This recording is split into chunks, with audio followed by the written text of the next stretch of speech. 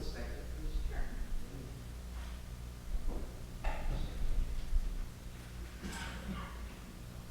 Inspector.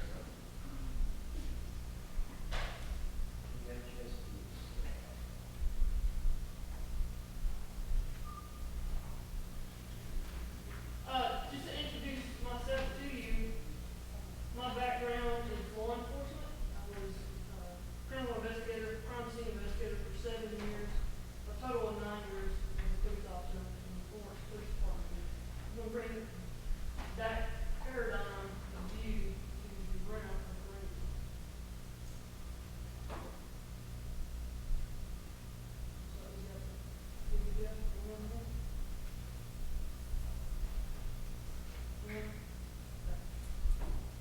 The topic of the presentation this morning is cultural considerations in forensic science. Ms. Bergeron and I looked at this from a holistic standpoint and realized that a ton of research is out there with regards to forensic science laboratories, especially since 2009, but not towards law enforcement in general, and those who mentioned. So what is culture? It's who you are based upon certain things, what you've been exposed to. It's a system of values, beliefs, and your culture impacts the way you behave simply because of how you see. We talk about the paradigm of view. If you change the way you look at things, then you look at things in a different way. We talked about the 6 apps yesterday, and this is what we'll be looking at in the perspective of culture. Law enforcement tends to, if you look up here, we fall right there. We're taught that from day one in the police academy. We're taught to be blind.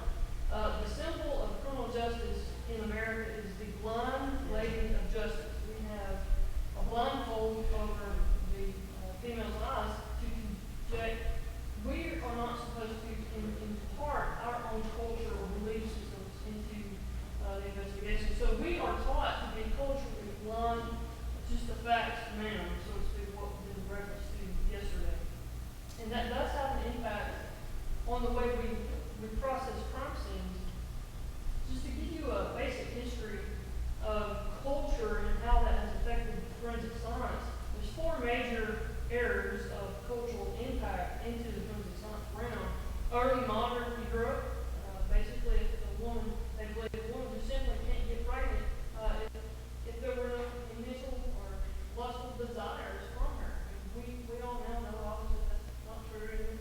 You start emerging from the late 19th century to the mid 19th century India, and then into what's been portrayed as the contemporary America impact of culture into the forensic science. We've spoken a lot about the crime scene investigation effect, and that is significantly true. I've had several of my cases be found not guilty simply because the jury felt that it was necessary to test every piece of evidence that was submitted to the Alabama Department of Forensic Science, and that's just simply not budgetary allowed. And we have come back, or they've rendered a not guilty verdict simply because one piece of evidence in that whole list that were analyzed, just one wasn't tested. And that, when you talk about justice, the CSI effect does exist. Although statistically, many of the research data tells you there's no significance to that. Anecdotally, though, I've seen that myself. In terms of cultural blindness, I do need to talk about the foundation and the aspects of who law enforcement is. If your culture impacts who you are, well, who are the police? You've got to ask that.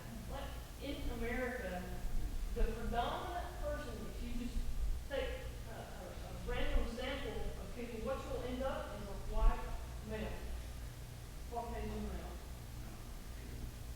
Several reasons as to why we will have that. A lot of African Americans don't simply apply to be police officers.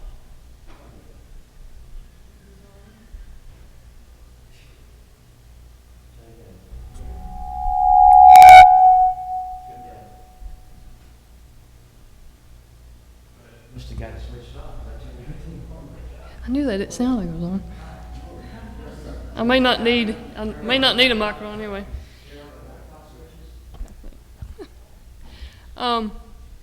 So death investigations, from a cultural blindness concept, we typically are not exposed to other cultures. I know where I'm from, we have predominantly white Caucasian in our city, and oftentimes when you have travel into cities such as this, you'll have exposure to international citizens.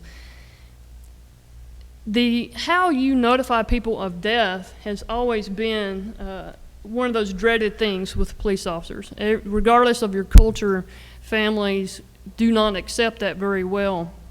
I want to read this. According to Bergeron, the burial rites and ceremony practices aid mourning families by providing a strong psychological need to just ceremonially say goodbye. And forensic science protocol may actually hinder these ceremonial practices by having to actually perform the autopsies. One distinct thing that our police chief did in our city was to establish what's called a victim service officer. Now, on a state level, there were VSOs, multiple VSOs, but on a local level, there were none VSOs. I think what local law enforcement needs to accomplish is to establish that title where, you know, if you have different cultures, especially in our area, Hispanic culture, they have to be aware of that cultural and the traditions, simply to help aid. And an example of how it can impact is the Maori culture believes that the body cannot be left alone. Well, obviously, the body's left alone when it's transported to the forensic science department for an autopsy. And just communication is the key here between different cultures. Another realm of how culture can impact forensic science, if you're not exposed to the cultural practices of certain, especially near borders. I know in Texas here, what they came across was a body right near the Mexican border that had been completely, initially it looked like what the practice of what the Colombian drug operatives do, but it wasn't. And so when they looked at this crime scene from a deductive standpoint of, well, this got to be a crime, as opposed to more or less of an inductive approach to see what do we have and build from there. And then what they ended up finding was it was not Colombian, it was in fact tied into funerary practice. The other part that we need to talk about is since 2009, strengthening forensic sciences has been a constant theme here in the United States. In fact, the National Commission on Forensic Sciences has been approved. And in fact, Senator Leahy has inserted a bill in 2014 for the mandatory accreditation of all laboratories in the United States. So the fact that the first forensics laboratory in the United States came from August Vollmer, a cop. So that's where the culture starts. He's the starting point. And as he is the starting point, that's where the cultural impact that you still see. 400 independent public forensic sciences laboratory exists, and the LAPD lab actually still exists. It's housed in the police department.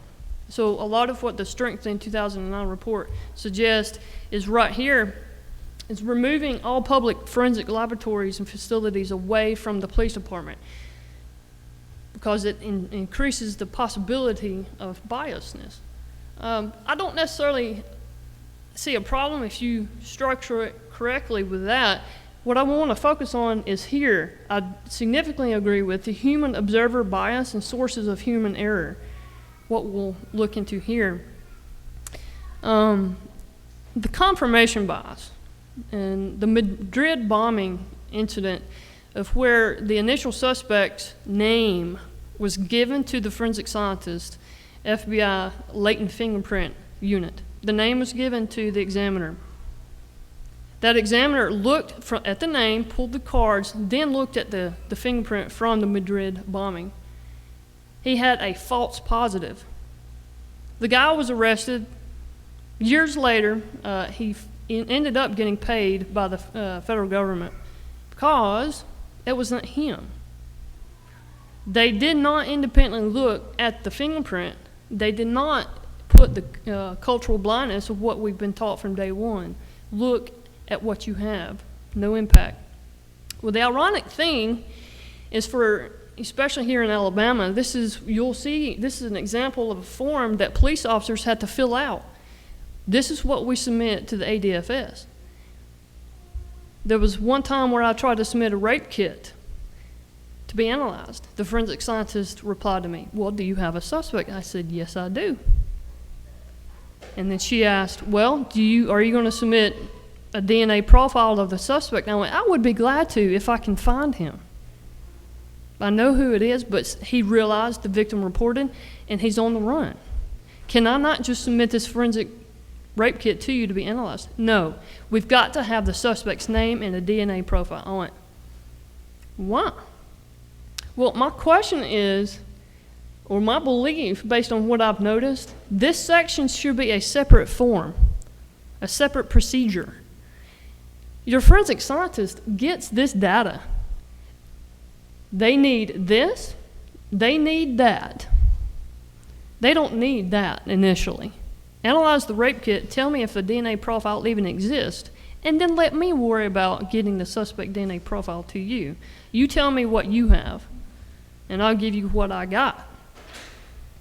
Well, Saul Kasten also warns against this confirmation bias.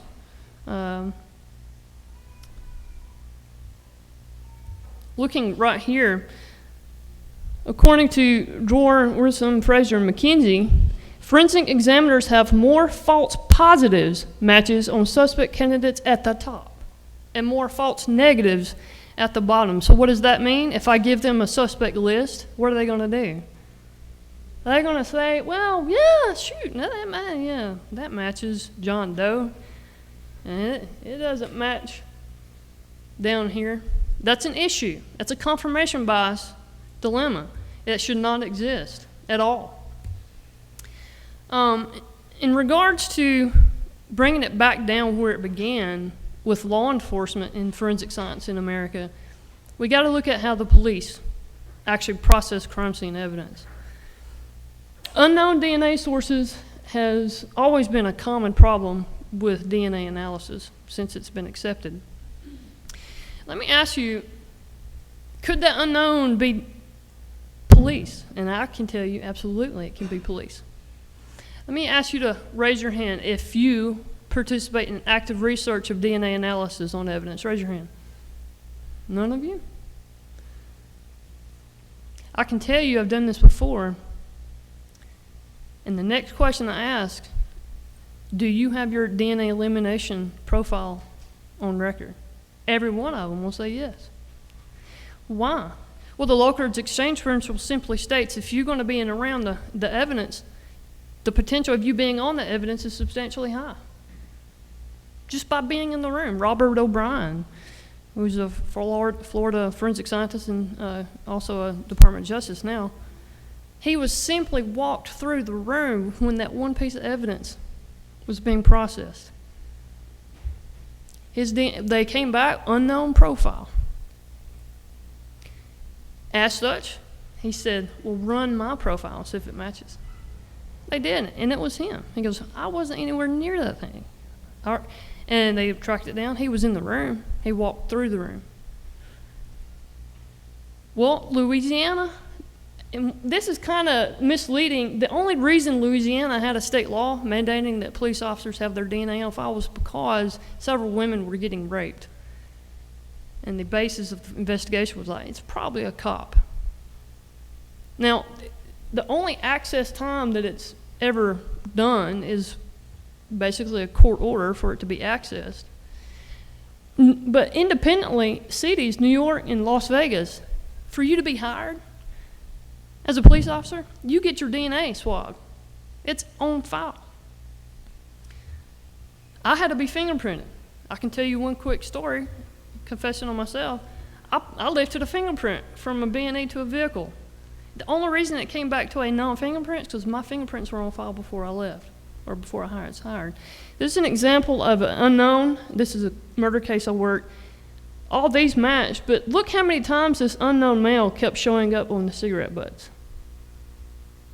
I beg to suggest to you that it's probably our forensic crime scene investigator who was smoking a cigarette himself at the crime scene.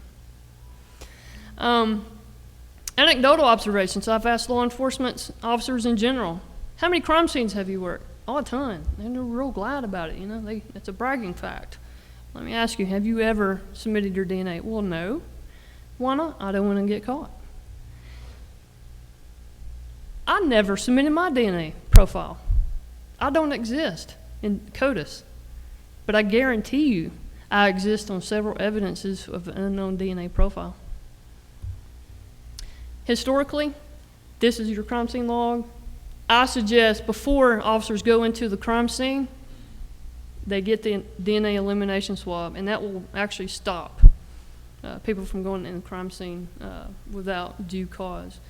It can be done. Look at this. The gloves, just handling the dress alone, produced 120 nanograms of amount of DNA and 30 alleles. What they did, they took the glove, put it in the bag, and analyzed it for that DNA, and it was there. So I ask you, if that can happen to forensic scientists, can it happen also to law enforcement? But the law enforcement's DNA is not on file. The problem is, it's not on file, and DNA elimination samples are not being asked for. Okay, now it's question time. Yes? Hang on.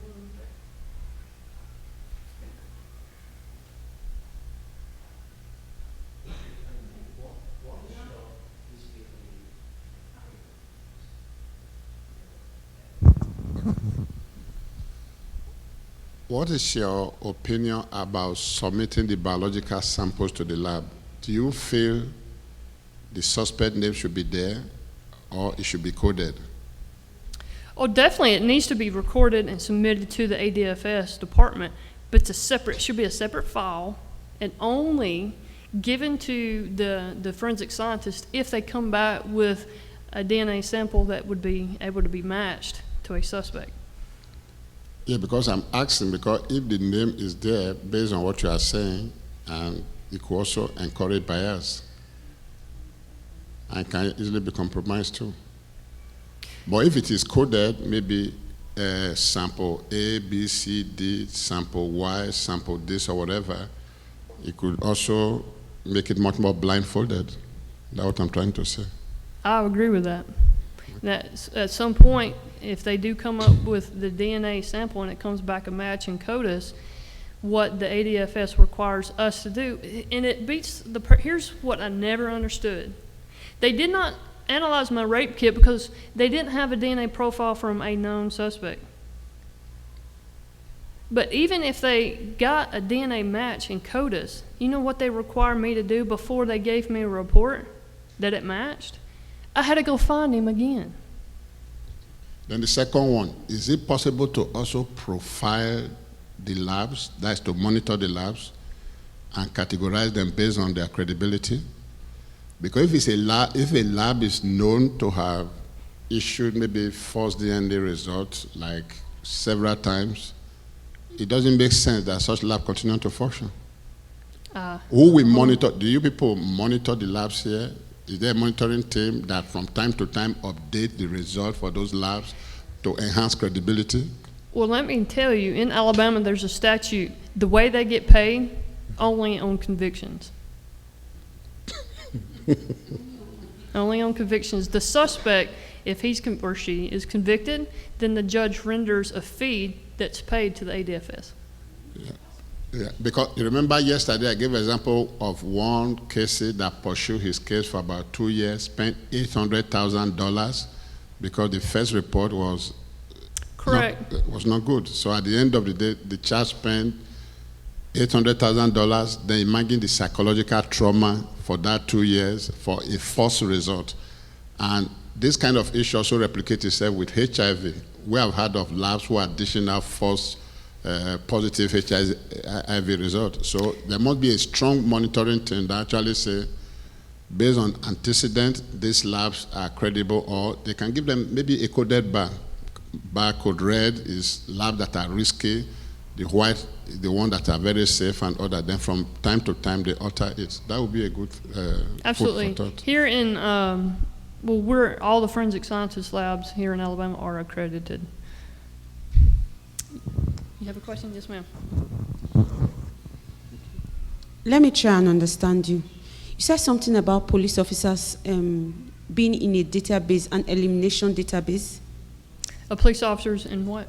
Police officers having their DNA in a database to eliminate, for elimination purposes, in case they are the crime scene, and then, so that serves to an extent, like, if you find, you showed slides where there are unknown perps, unknown suspects, but you say they don't match it with the database that has the police officers. That's the problem. There's no law enforcement database that exists. Not at all, No, ma'am. but there is an elimination, or there isn't. That's what, there ought to be. I say so. For me to get hired, I had to get fingerprinted. And then DNA in Maryland v. King in 2013 stated at the Supreme Court, DNA is the same thing as a fingerprint. So at the end of the day, it actually would even be an exercise in futility, because if there is a database where the police officers their DNA is imputed and it's for elimination purpose,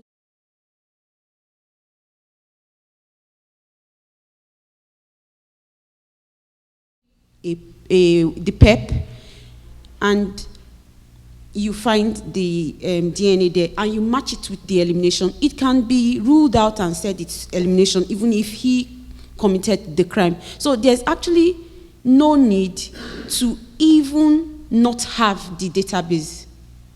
Right, exactly. It can be done through the investigator providing DNA elimination samples from every person, but that is not being done either. That's the problem. All right, it's time for the next presentation. And,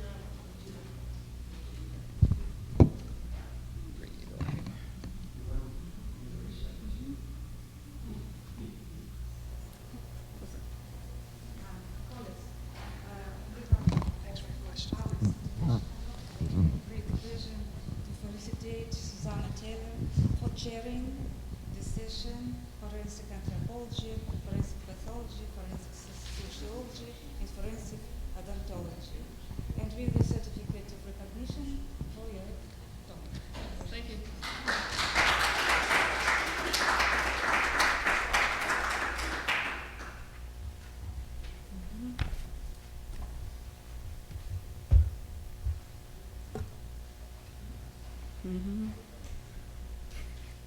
Dear colleagues, the key to the successful crime investigation is effective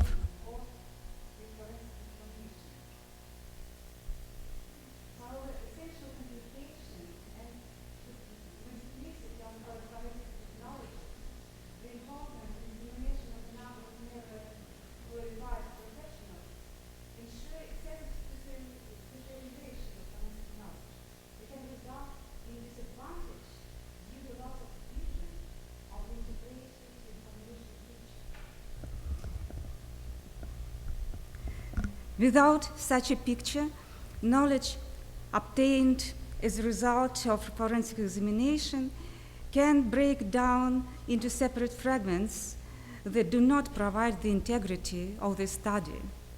Crime-related body fluid stains are the source of diverse forensic information, which may be the clue to the crime mystery, or maybe not. Whether the information is used for the investigation properly and in its entirety depends primarily on the investigator's knowledge of the potential and essential features of its application for forensics. It is crucial because they do put questions to be solved by forensic scientists. Next, it also depends on whether a reasonable strategy, an action algorithm, useful to retrieve the utmost of information out of the object under examination, has been developed and is currently available for this aim. According to the doctrine, the object has a number of information fields. The basic ones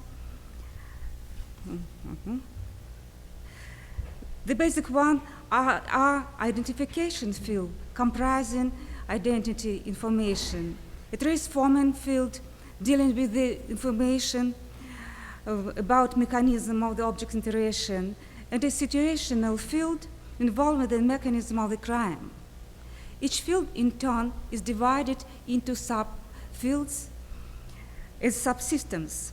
So, an identification field generally includes a morphological field dealing with the external structure and proportions of the object, a functionally dynamic field dealing with the dynamics properties, and a substantial fields involving with the object's internal properties, including genetic ones. Each subfield in turn is subdivided further. You see, the genetic polymorphism field is only the part of its integrity. As any other field, body fluid stains also bear multiple information fields, which can be examined by a number of methods. Surely the most information can be obtained through the study of the totality, the information fields, characteristic for a specific body fluid stain. They can be examined in the framework of successively pointed, isolated forensic examinations or complex forensic examinations, which sometimes may be more effective than separate examinations. The information field of body fluid stains, which is examined most often, is identification field, ensured by genetic properties explored currently by DNA analysis. The achievements in this area are so impressive that they eclipse in practice of other possible ways to study the objects.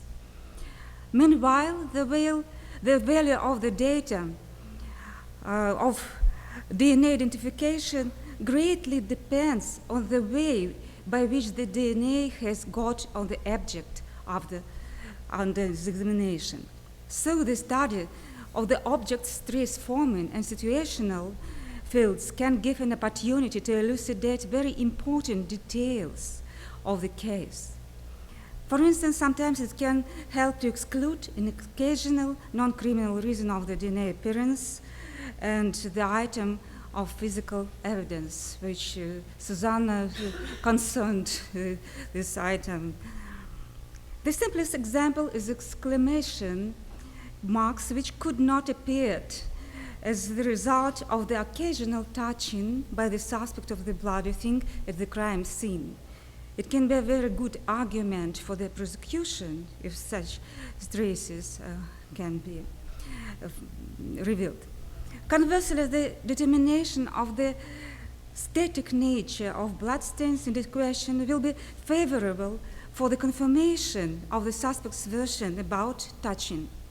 Surely the detailed situational analysis in such case is difficult and time-consuming, but it can be useful. As a result, a strong evidence against a suspect may lose its power or even its value at all. However, the study of the bloodstain formation mechanism, at least in our domestic practice, is carried out very rarely in comparison with DNA identification. And I guess the similar situation is abroad. It is reflected by movies. No doubt, this aspect in the whole requires the integrated approach from both scientific and inquiry organization points of view. It is especially vital to know currently regarding to touch DNA and concepts of primary, secondary, and tertiary transfers. However, despite these alternatives are recognized, no algorithm exists to distinguish these ways of DNA appearance as physical evidence routinely, and no ways to interpret the data obtained given these alternatives. Surely it demands an integrated view of both experts and investigators. An integrated view is required for solving the problem associated with forgery DNA. Due to wide popularization of DNA technologies, the CSI effect in the criminal subculture currently they know how to fake DNA, both to prevent leaving own DNA and leave forgery DNA. Today, DNA can be got to the crime scene not only by throwing an object containing natural DNA. It can be also artificial. And no problem to produce the desired DNA in routine laboratory today. The approaches to the recognition of the artificial DNA are under development, but there is no algorithm for differentiation natural and artificial DNA in practice so far. No wonder if criminals will develop their own algorithm how to commit ideal crime. Take DNA sample of the particular person in the laboratory's local hospital, reproduce the sequences of standard set of loci, for example, low CODIS or European standard set, yeah? Commit an offense and spray artificial DNA fragments, and you have the result. An integrated view is needed for the interpretation of mixed stains. Sometimes an investigator sends for DNA analysis profusely blood-stained clothes taken from the injured victim, obviously stained with the victim's blood. It is not the question for the investigator that the blood stains originated from the victim, but he suggests that during the victim's self-defense, the clothes probably were also stained with offender's blood. In order to choose proper locations to perform DNA analysis, it is necessary to assess all available information concerning the circumstances of the case, the character of the offender's injury, blood stain pattern. This would provide an integrated approach to the examination as it requires combined different competencies. Such a view can also be useful for the interpretation in other situations associated with the study of mixed stains. An integrated view is required for the determination of the best algorithm and methodology of the forensic examination of the body fluid stain from the beginning to the end, keeping in mind all contemporary arsenal of methods with their specific features, benefits, and limitations. The succession of the kinds of forensic examinations of the object under study should be determined with keeping in mind destructive or non-destructive character of methods. From this point of view, DNA analysis which destroy the object should follow other non-destructive methods, for instance, blood stain pattern analysis, rather than precedes it. It is also unreasonable to use DNA analysis for the identification study of the blood stain located at the supposed instrument of murder, knives, for example, before the analysis of microfibers, which can be got on the knife during its passing through the victim's clothes. It also may be informative and be used as evidence. In Russian forensic practice, the arsenal of the methods for body fluids identification includes also olfactory method, which is not destructive. It is especially useful when there are no other objects for the identification except olfactory stains. I mean the application of the olfactory method in the format of forensic examination, not in the search format, of course. The results of olfactory examination can be of use also for the interpretation of data together with DNA interpretation in specific complicated cases, for instance, of mixed stain study. In such cases, the application of complex, of absolutely different methods is beneficial for the reliable identification result. Today, for the examination of the body fluid stains, from determination of the stain origin up to individualization, a very wide spectrum of methods has been developed. It includes immunological spectra, biochemical, cytological methods, DNA and RNA analysis, and so on. Moreover, the contemporary DNA analysis is very differentiated itself, including now such specific fields as STARS analysis, SNPs analysis, and mitochondrial DNA analysis, so on. More and more refined and specialized DNA forensics becomes recently with the development of the DNA phenotyping. The prediction of geographical, ethnic origin of the DNA source, human appearance, the ideas to predict even behavior suggests the DNA forensics foundation on a huge massive of both fundamental and applied knowledge, and suggests the involvement of a number of different specialists. This obvious tendency towards strict differentiation within DNA analysis requires necessary integration in the context of the forensic examination in whole, and which is even more important in the context of the particular case in whole. Beyond this, the study, sometimes rather ambiguous, would become completely autonomic. Fundamentally, the integration should be provided in application to the forensic methodology generally. Conclusion. Essential complication and multiplicity of forensic technologies, their foundation on a wide spectrum of methods, the involvement of a number of specialized professionals, result in critical level of the differentiation of modern forensic expertise, forensic knowledge as a whole. Under these conditions, there may be a disadvantage due to loss of vision of the integrated information picture which is necessary for the successful crime investigation. In practice, it can result in unreasoned, inappropriate appointment by an investigator of forensic examinations without taking into consideration all of the features of methods. Example, their destructive, non-destructive character. Failure to use all the potential of modern forensic examinations to solve the objectives of investigation and justice. Inefficient use of the object's material, poor data interpretation. Design of the forensic examination should consider the entire spectrum of the object's information fields relevant to the particular case. The integrated view is necessary for both the forensic examination and crime investigation level. The ensuring integration is the care of both forensic scientists and investigators. Thank you.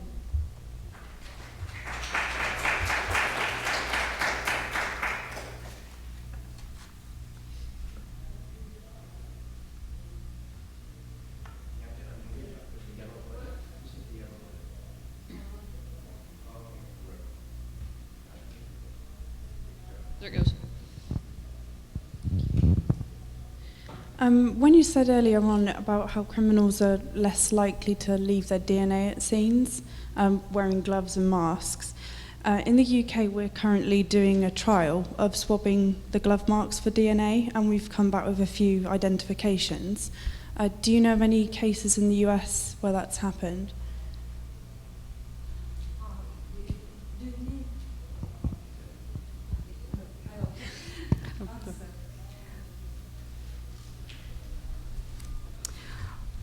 Such other objects may be in trial, and they may be the evidence.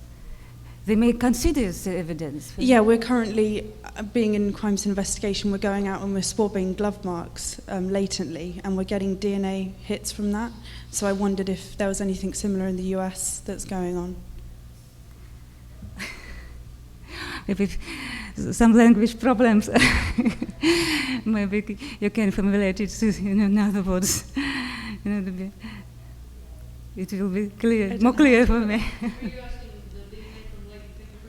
No, from the actual glove marks themselves, Ah. because people sweating through the gloves and it's depositing their DNA. Well, about artificial. No, at the crime scenes. We are focusing on glove DNA in the aspect of suspect whether you believe that is on the glove.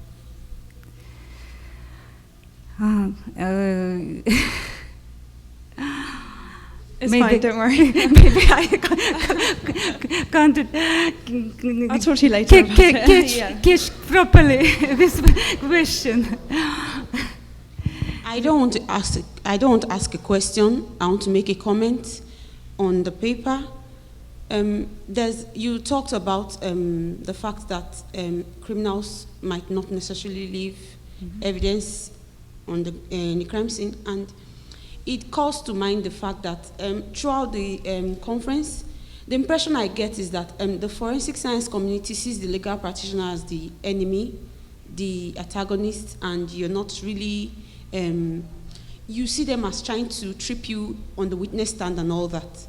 However, this paper calls to mind the need for a legal practitioner in the forensic community, because if you find ordinarily, like you said, the fact that there are trace evidence at the crime scene would only put an individual there, but it necessarily does not say the individual committed the crime, because an innocent person may have gotten there to commit, offer first aid and all that. Now, in such a situation, the forensic scientist is expected only to say what he has seen, not to believe that that is the exact situation, because you do not want to convict the person. You're only there to testify to what you have experienced. Now, another part is the law enforcement agencies, like the police officers. They are also expected to give the suspect the benefit of a doubt, so that when the suspect is arrested, you ask the suspect, where were you? If the suspect says, I wasn't there at that time, then you can suspect that, oh, such evidence is false. And then the issue of an alibi comes in. If the suspect gives an alibi, you go and check if the person was actually where he said he was during the time frame that the crime was committed. So at the end of the day, what the legal practitioner actually does is to create a level of doubt, so that as a forensic scientist, you substantiate your claim, and then at the end of the day, together, both the forensic scientist and the legal practitioner can ensure that an innocent person does not go to jail for something, for a crime he never committed. So I think it's a symbiotic relationship and not a parasitic relationship in which the legal practitioner is the enemy, so to say. You see, formally, an expert do his own work, and he says about genetic characteristic of this stain, and he does not affirm that this DNA was originated in such circumstances. But we should take in mind the objective of the investigation, the trial, and to understand that there never may be such formally differentiated areas, and we have no responsibility for the result in whole. And this is the main idea which I want to advance today. Yes, that formally, as scientists, we are right, and we have no responsibility for maybe false interpretation by the trial of the results of experts if they are right, if there is no error in examination itself. But we should keep the integrity, the integral picture in whole. And so it is also the responsibility of forensic community also to create such a system together, of course, with investigators, with judges, with law enforcement people, yeah, which will guarantee the right result. Yeah, no mistakes, no errors. So it is very difficult because it is interdisciplinary and many organizational difficulties there are. But what to do? I think that it is our strategy and our aim should be. Thank you very much. Thank you. Now we'll have Ms. Stephanie Giles be presenting for us today. I'm looking forward to her presentation. Vic, is it okay to dim the lights? I've got some photos in here.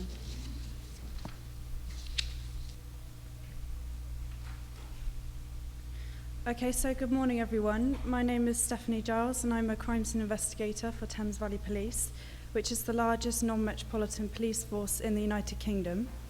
I'm also a part-time PhD student in forensic anthropology at Cranfield University, and my PhD has vital application for estimating the time since death, which is important for our police death investigations. I completed my master's in forensic archaeology and anthropology in 2013, and it was during my thesis that I established strong research links with Allegheny County Medical Examiner's Office in Pittsburgh and the University of Tennessee's famous research decomposition facility, also known as the Body Farm. And these research links have proved critical to the foundations of my PhD, and I'll be returning to the Body Farm tomorrow to continue my research. So I first came to the States back in 2012 when I was the first international intern at the Medical Examiner's Office in Pittsburgh, and it was during the hot summer months that I was going out with the investigators to recover many decomposed bodies when I first noticed that they had no standard means to record the decomposition state and estimate the PMI. So during my thesis, I went back to Pittsburgh to develop a new statistical-based method of time since death estimation. And I specifically aimed for it to be used by their forensic investigators, which meant it had to be something that was very quick, simple, and low cost to implement operationally. And finally, I had to aim for it to be validated and compared against other current time since death estimation methods to justify its use in forensic practice. And I did this at the Body Farm. And the main beauty of the Body Farm is that you know the date of death of the donations. Therefore, any PMI estimation method can be validated. So just a bit of background then. The time since death is also known as the post-mortem interval, and it's basically the time that's elapsed from when the person dies to when the body is found. And determining this time interval is highly important for police investigations for many reasons. It can help to identify the deceased, clarify the whereabouts of suspects in a homicide investigation. On an emotional level, it can provide closure and comfort for the families, and is required by coronal law. So when I attend these decomposition scenes at work, one of the first questions commonly asked is, how long has that body been there for? And there's actually a wealth of circumstantial evidence that can be collected and recorded from the scene by the investigators.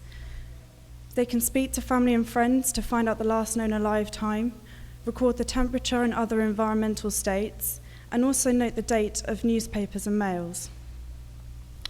However, this evidence is fairly unreliable, and as it stands, there is still no current methodology for investigators to estimate the time since death at forensic cases like this.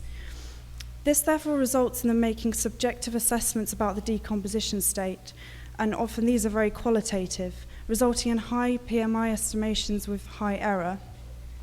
And finally, any method which has been developed is mainly for use by forensic anthropologists who actually really encounter the more advanced stages of decay, and CSIs like myself encounter the earlier stages much more regularly.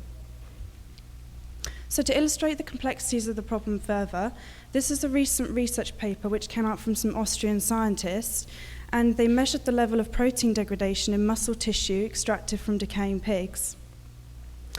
And what they found was that specific proteins were detected at certain time intervals since death. And as the BBC portrays, this method can pin down an exact time since death. However, there are critical issues with this. Firstly, their method is based on a very small sample size of non-human analogues, which tells us really only about pig decomposition, making it difficult to translate the results to human decomposition in forensic practice. Secondly, they extracted the muscle tissue and isolated it under experimentally controlled conditions, whereas in reality, bodies decay naturally with no control exerted on the factors affecting decomposition. And this is an example of just one of many pig decomposition studies replete within the forensic taphonomy literature. And at best, these studies can really only produce low-level theories to answer single-instant research questions, such as what happens to the decay rate if we bury this pig, making the results reproducible only to that specific sample size under similar environmental conditions, with limited applicability to wider forensic practice. So this is a case study, and it just shows how varied decomposition can be and the problems we face. So at the top, we have a gentleman who's in the moderate stage of decomposition.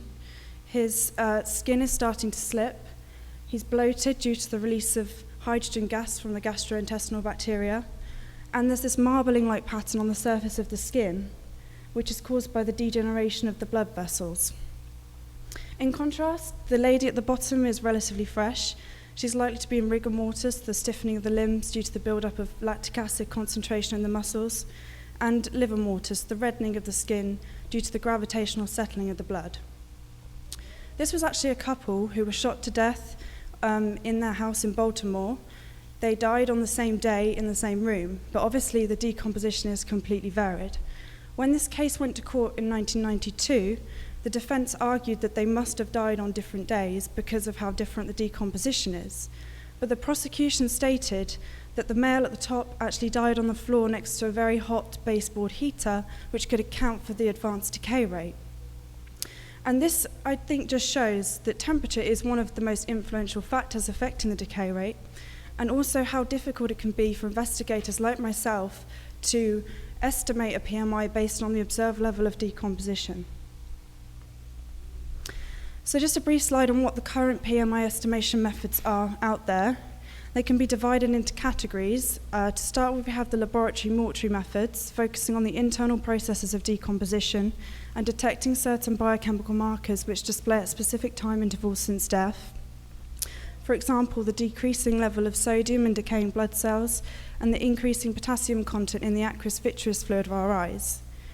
Early pathologists have also looked at stomach contents to indicate a time since death, but this was proved quite unreliable because there's differences in metabolism rates of individuals. And then we have the three well-known documented changes in the early post-mortem period: alga mortis, rigor mortis, and liver mortis.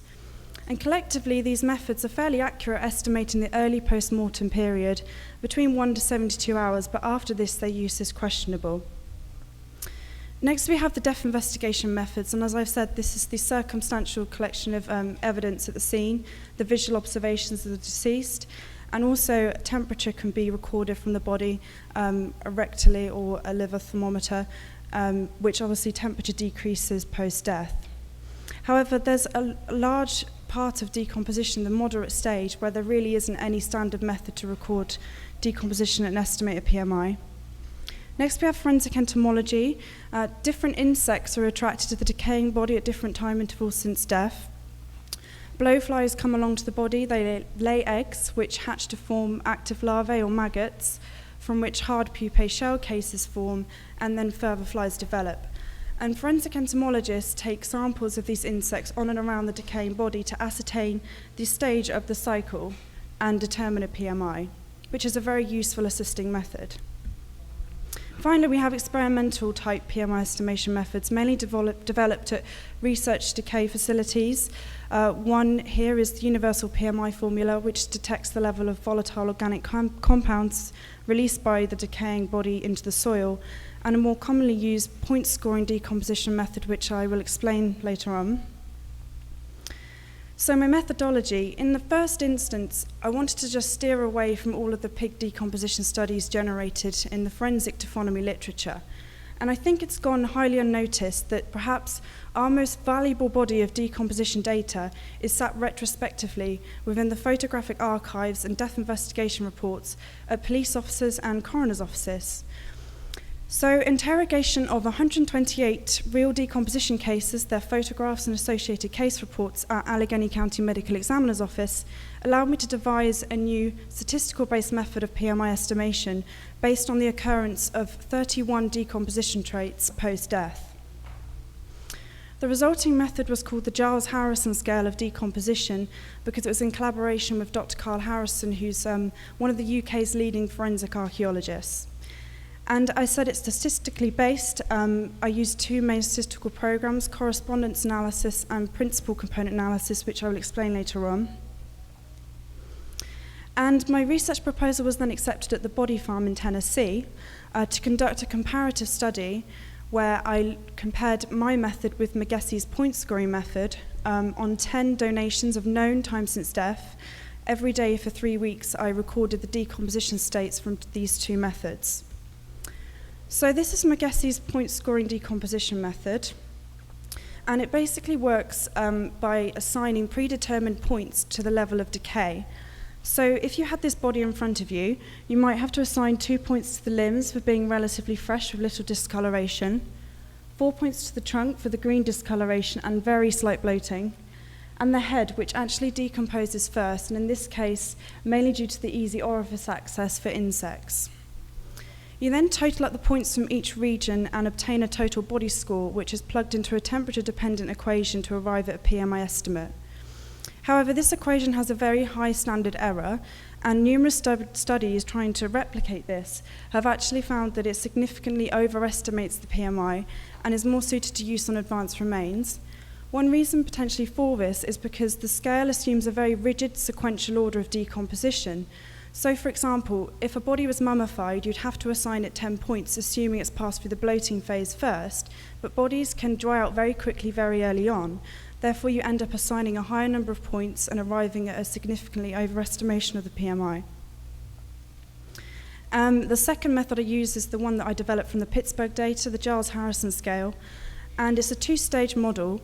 In the first stage, you basically look at all the observable decomposition traits on the body in front of you, which have been divided into class-specific PMIs. You then calculate the frequency of the mean PMI to arrive at a PMI estimate. And there's many advantages to this method. It's simple and easy to use. It's a quick tick box method to see which decomposition traits are observable. It's applicable to the forensic setting because it's been based on real decomposition cases and can be applied readily and quickly to cases of unknown PMI. It's based on statistical analysis. So as I said, I used two main programs. The first was correspondence analysis, which basically seriated the 31 decomposition traits I had in relation to the reported time since death, and principal component analysis, which looked at the co-association of decomposition traits. So for example, a class 3 body, sorry, it's not very clear, it's actually bloating of the trunk and or face. And I noted from principal component analysis that in 99% of cases, these traits co-occurred, which allowed me then to combine them under a class 3 specific body. It accounts for insect activity, which Magessi failed to do, and it also weights the PMI classes, and by this I mean the decay traits that are more advanced and occur later on are assigned a higher PMI class. And finally, it has the potential to be used in autopsy examinations to recheck the initial score assigned by the investigators at the scene. So this is an example of some of the results I was getting. The actual PMI is in blue, Magessi's point scoring method in green, and the Giles Harrison scale in red. And as you can see, past sort of day 8, Magessi's method significantly overestimated the PMI, which is not indifferent from the previous findings. However, the Giles Harrison scale was consistently accurate estimating the PMI all the way really up to day 16. And the important thing here was that there was no statistical difference between the estimated PMI from the GH scale and the actual PMI. And as a result of this, I left copies of the GH scale at the medical examiner's office to trial at their decomposition scenes. And finally, I just wanted to finish on my PhD aims, which links into all this research. So, being an operational crime scene investigator and researching decomposition, I feel I'm in quite a unique position to bridge the gap that exists between the two fields. And ultimately, I want to improve police investigations of the time since death overall. I want to develop forensic taphonomy into a more rigorous scientific discipline, and to do this, I will introduce more rigorous statistical estimation methods and establish a national post-mortem interval database.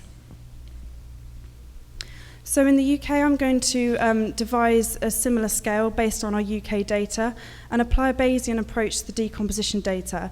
And a Bayes theory calculates conditional probabilities based on the past information about parameters to end up with something like this. And it is great because it accounts for all the decomposition traits and variables which will alter our overall inference about the PMI. And just going to whiz on a little bit. So just to finally talk about the PMI national database, this is something which hasn't been established before, and I basically want to record all the demographic information surrounding each decomposition case to start this database. And the beauty of it is that you can actually use it to assist with unknown PMI cases. So if you have a body that's sort of 30 years old, found in the lake, you can research the database to see if we've had anything similar. And obviously this has a lot of forensic application in the wider field. Thank you. Okay. Are there any questions?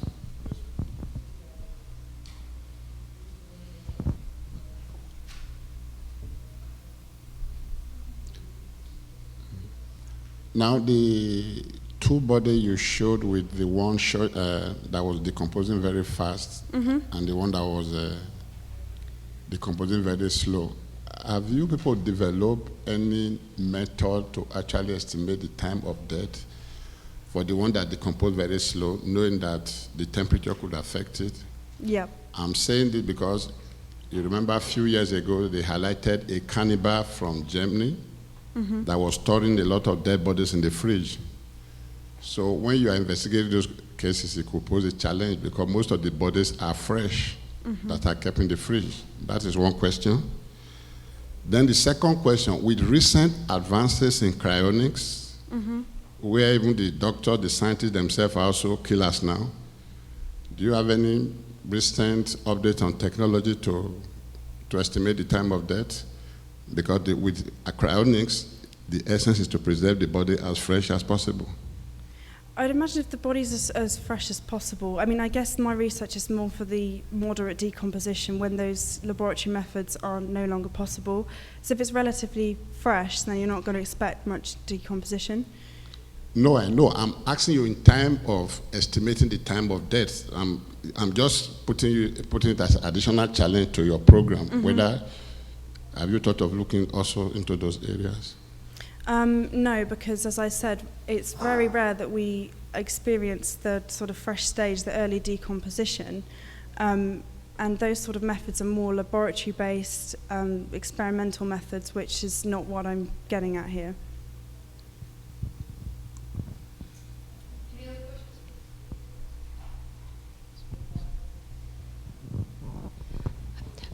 A lot has been accomplished through the body farms, but are you aware if because that's a certain climate environment, are there other body farms like for different climate zones, say the high Andes or dry, desert environments in production?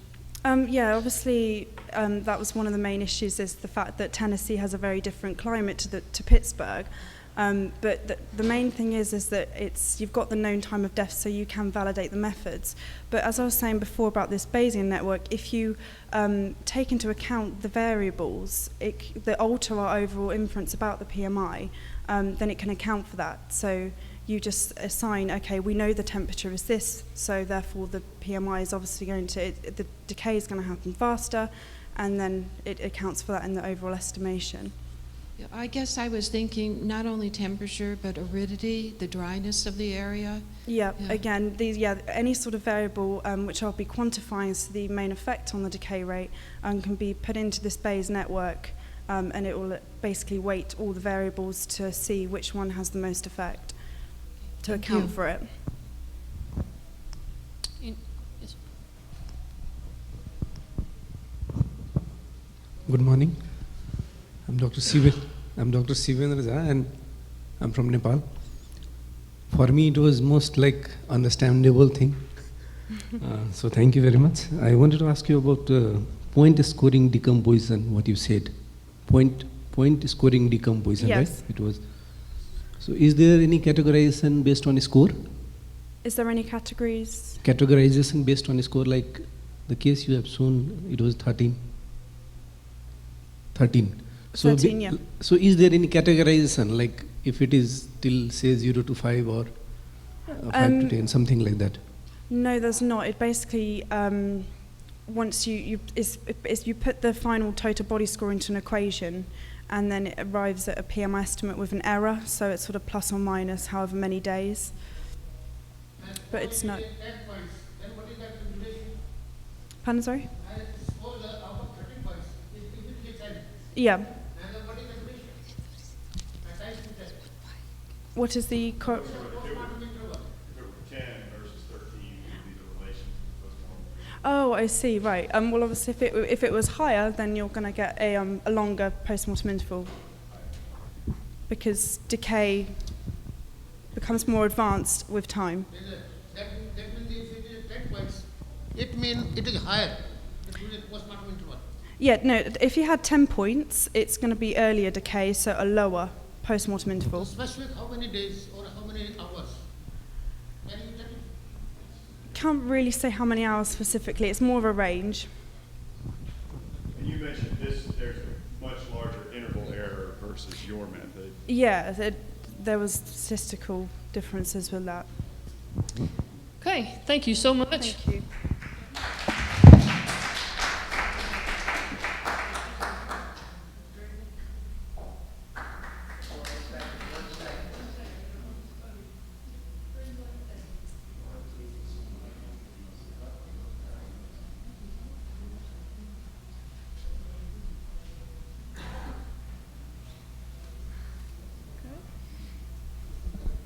Is Narinder Singh here? Yeah. Oh.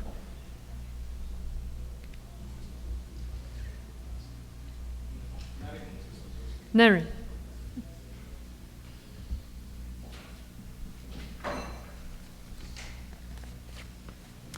Glad to introduce Narinder Singh, the Kanthwal Dental College from India. His paper with the natural dyes versus Lischrom dyes and chilioscopy, a comparative evaluation. Thank you for your presentation. I look forward to it.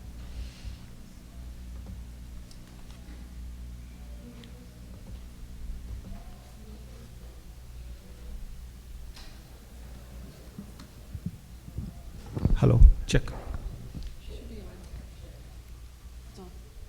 Yeah. Good morning. Myself, Professor Dr. Narendranath Singh from Department of Oral Pathology, Kotiwal Dental College and Research Center, Moradabad. My department works on oral biosciences and forensic odontology.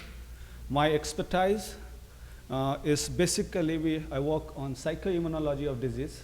That's not much related to forensic. It's psychoimmunology. Psychology has effect on immunology, and that immunology works on your health status. And other aspect, I work on image analysis. I have my own image analysis software. And right now, on the request of organizers, I am presenting my work, which was done in 2010, pretty long back. And it is basically natural dyes versus lysochrome dyes on chilioscopy, a comparative evaluation. So when it comes to forensic, identification plays a major role in any crime investigations. Now, the awareness of advanced technique in crime detection has alarmed criminals for taking sufficient precautions like use of gloves. Like most of the individuals are aware of, like I should not leave my fingerprints. But lip print can be used to catch hold. You cannot wear gloves on your lips. So Tsuchihase named the wrinkles and grooves visible on the lips as sulci labirum ruborum. The imprint produced by this groove is termed as lip print, and the examination of which is known as cilioscopy. In crime investigations, lip print can link subject to a specific location if found on clothes or other objects, such as glasses, cups, even cigarette butts. Lip print in form of lipstick smear are frequently encountered in forensic science lab as one of the most important transfer evidence. Now, what a lipstick? Do I have to? But yes. Lipsticks are complex substances which have in their constitution oils such as modified castor oil, waxes, organic inks, and inorganic pigments for color. Traditional lipstick produce lip print that can easily be studied, that is visible lip print. But lip prints obtained with persistent or long-lasting lipsticks, which does not leave a visible smear due to their minimal oil content, and those obtained for non-lipstick coated lip are known as latent image. In criminal identifications, latent evidence is often considered key in solving crime. Also, latent print can be used as DNA source because epithelial cells could be retrieved from the print so as to double its identifying value. But right now, I'm not speaking on DNA source. I'll be working on lip print right now. It has been documented that lip prints, either visible or latent, could be developed successfully for study using lysochrome dyes such as Sudan black, Sudan 3, oilo red, fluorescent dye, even magnetic particles. Now, when it comes to cilioscopy, what are lips? Lips are two highly sensitive, mobile folds composed of skin, muscle, glands, mucous membrane that surround oral orifice from anterior boundary of oral cavity. Boring? Science has this tendency of making simple and beautiful things appear so boring. This is what lips is. And if you talk about cleanse zone, the central zone of the lip is the more important zone where we focus on assessing the lip print. Now, two constants which have been used in this study. One is vermilion. Vermilion is commonly known as sindoor in India. It's used by Hindu married women along their hair parting as a sign of marriage. Hope you recognize the lady in the center, Aishwarya Rai, Miss World. And in the center forehead, you see that red mark, that is sindoor. So it is commonly used in India. And it is basically extracted from cinnabar, that's a rock, and it is chemically mercuric sulfide. Indigo. I think even worldwide it is used as fabric whitener. But it is natural. It is derived from plant genus Indigofera, which are native to tropics and chemically indigotain. Now, my study was to compare the efficacy of Sudan black, vermilion, that is sindoor, and indigo in developing visible and latent lip print obtained on bone china cup, satin fabric, and cotton fabric. These were the materials we have used. Methodology: lipstick was applied on the vermilion zone. 45 volunteers were used. After 1 minute of fixation, lip prints were made by 15 volunteers on cup, 15 on white satin fabric, and remaining 15 volunteers on white cotton fabric. 6 lip print obtained from each volunteer, 3 traditional lipstick which leaves visible lip prints, and remaining 3 long-lasting lipsticks which leave latent image. Immediately after collecting visible and latent lip print, using camel hair brush, a small quantity of Sudan black dye was applied on visible and latent print. Application of dye was continued until lip print clearly became visible for the study. Same procedure was followed for vermilion and indigo. Visible and latent print were developed with Sudan black, vermilion, indigo were then compared for clarity of lip grooves. visible and latent lip prints were developed immediately, and the grading was done as good, fair, and poor. Good was when lip outline and lip grooves that can be easily studied. Fair was when lip outline can be noticed, but with less clarity, the grooves. And the poor was when only lip outline can be noticed, but no grooves can be noticed. This is the grading system which we followed. This is image of, on the top is the visible lip print on the cup, and on the right, on the other side, left-hand side is on the fabric. Down, it is the latent image on the cup, and latent image on the fabric, we hardly see anything on the fabric. Now, when we use Sudan black, the image, the visible lip print on the fabric, visible lip print using Sudan black on the cup, using vermilion, visible lip print on the fabric, visible lip print on the cup, using indigo. These are the images just for the reference I'm giving. And on the cup, again, we are using latent image when they are not actually visible. So using Sudan black, you just see the comparison of photographs. They are more or less similar, and we have already given the grading system, how we have graded it, quantified it. Now when we compared, the result was vermilion. The majority had superior result as compared to Sudan black. When it comes to fabric comparison, cup was found to have significantly higher good lip prints developed as compared to satin and cotton. Satin was found to have significantly higher good lip prints developed as compared to cotton. Because cotton is a rough fabric, satin is smooth, and cup is more stable. So on the cup or on the glass, we got better images. When you compare, if you see the values, Sudan black 17 gave good, whereas in vermilion, 29 of the sample gave the quality as good, and indigo 23. And then the statistical analysis was being done. Surface comparison, like on the various surface, then we did the statistical analysis.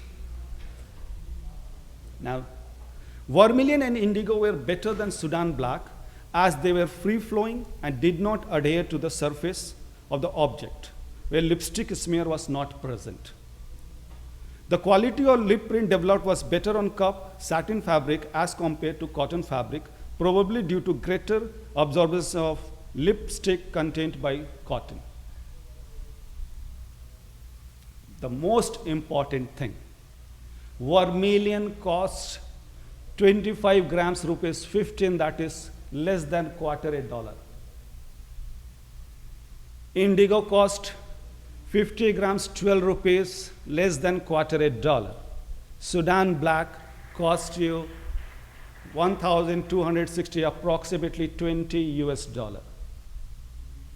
So the comparison is you're comparing 20 cents with $20, giving similar result. And this is the reason I have come all the way to present my presentation.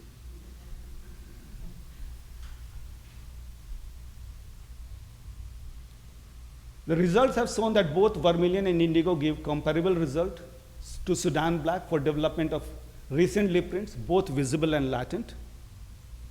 The results of aforementioned study signify that vermilion and indigo being natural, non-toxic, and cost-effective, and can replicate already existing chemical reagents like Sudan black, Sudan 3, oil red, Nile red, as ability of this natural dyes to develop recent lip print are comparable to Sudan black. The use of natural dyes for studying lip print is not inspired from any literature of the world. But remarkable property of these dyes for development of lip print can be landmark in field of forensic odontology and pathway of further studies of this kind. Now, this study was done in 2010. After that, there are 32 thesis work being completed on this topic in India and worldwide. And there are 22 citations. And I have already applied for patent for this technique, and my patent number is due. Thank you for diligent listening. And this is my team, family team, oral path team, and forensic team. Any questions? Any questions? Yes.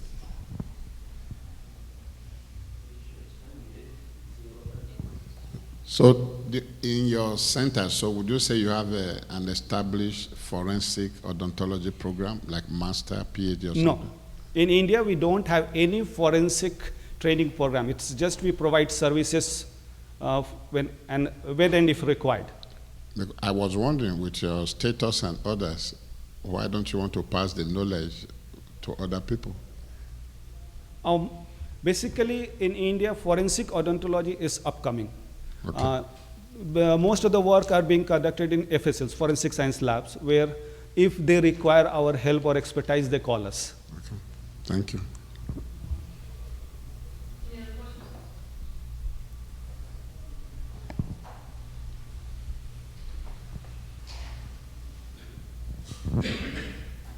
Thank you very much. It's very nice presentation.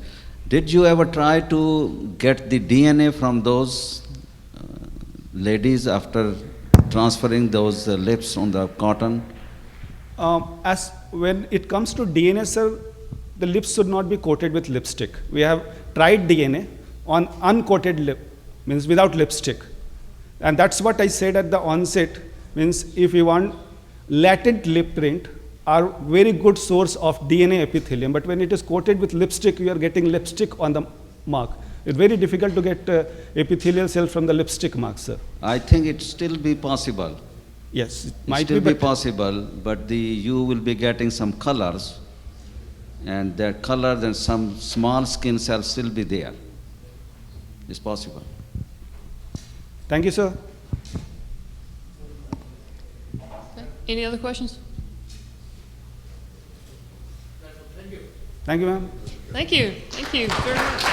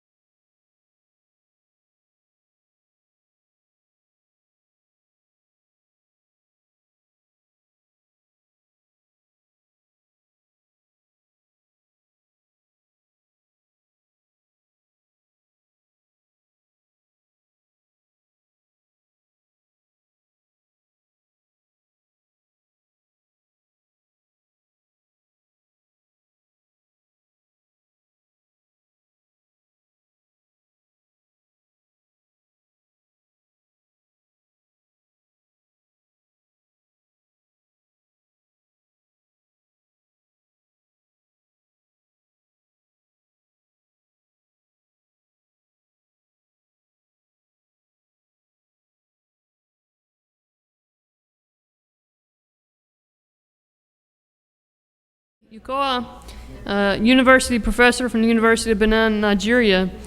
His title of his presentation is towards the design of an open source based forensic tool for IP address spoofing attacks. Thank you.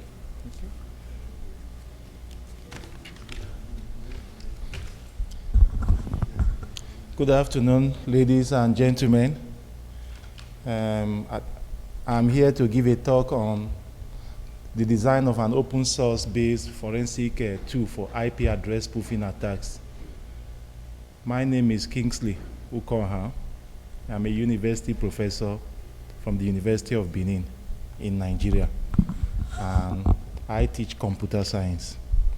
And because of the talk I gave yesterday, where I explained the formation of our research group, which was called a Forensic Research Group, I've also developed a keen interest in network security using forensic digital analysis. So the talk is just a kind of work in progress for one or two of my students. It's just an idea based on persistent observation for some time now. So before I go into the talk, let me just paint a typical scenario that so many of us here are aware of. The first one is this, for those of us who are very, very keen or observant. First one is that you will receive an email asking you to log into your online banking platform. We have incidents of that in Nigeria. To update your password and other relevant information, which turns out to be from a fake site that is already cloned. Second scenario, it happens all the while. You get a request to update your Facebook, LinkedIn, Twitter, or Messenger information, or that your password has expired, and you do so only to find out that you can't access your account afterwards. Denial of service attack would have taken place. The third one is that you are asked to correct an anomaly in your social security details and your passport, and after doing so, you discover some massive withdrawals from your bank account by you, while the real you is sleeping. It also happens every now and then. So in computer networking, IP address spoofing or IP spoofing is the creation of internet protocol packets with a forged source IP address with the purpose of concealing the identity of the sender or impersonating another computing system.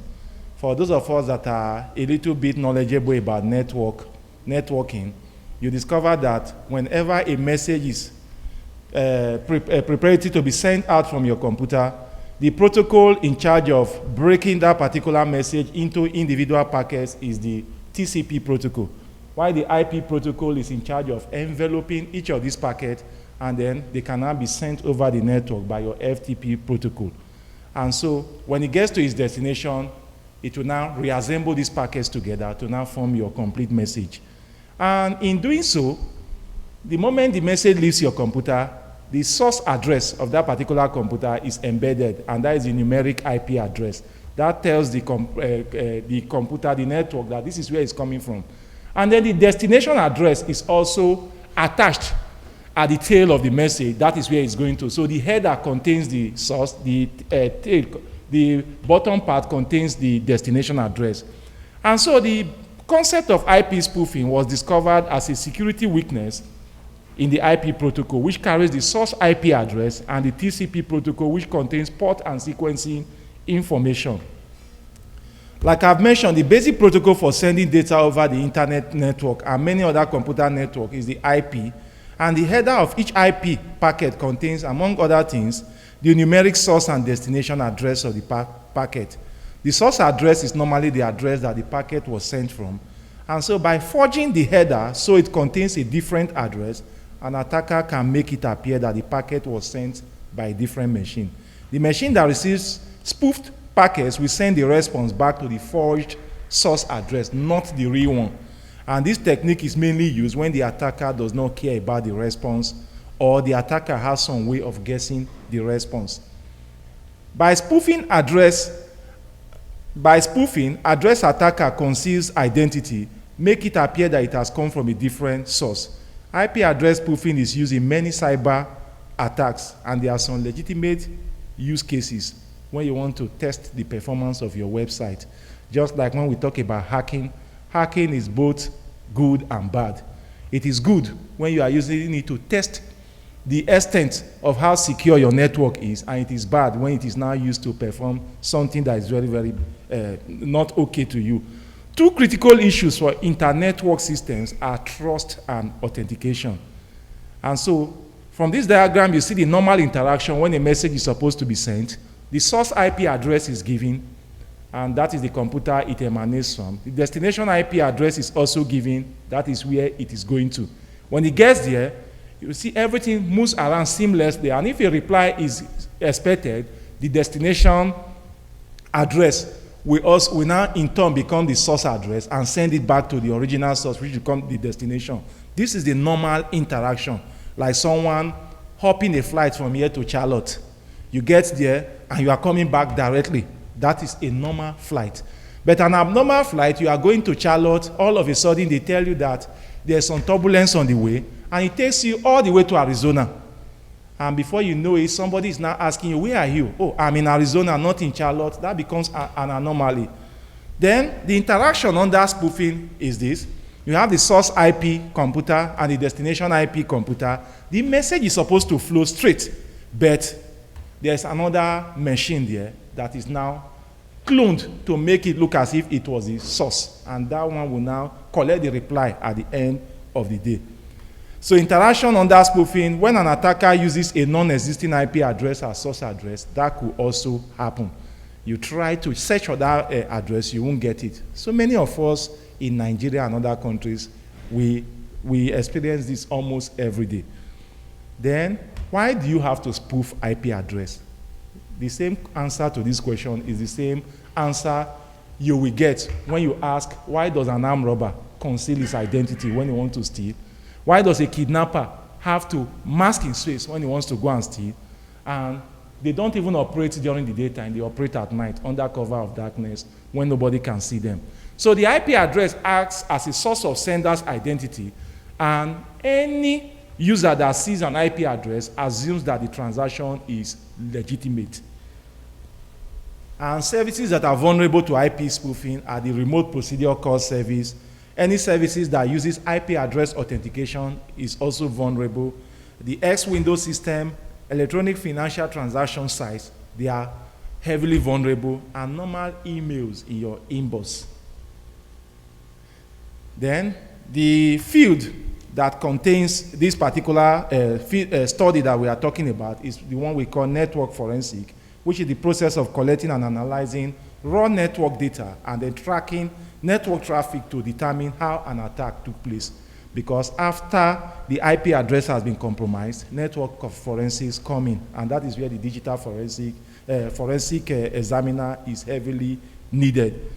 And then the spoofed email is the most common form of spoofing attack in Nigeria. I'm using Nigeria as a case study, but in other countries you have it.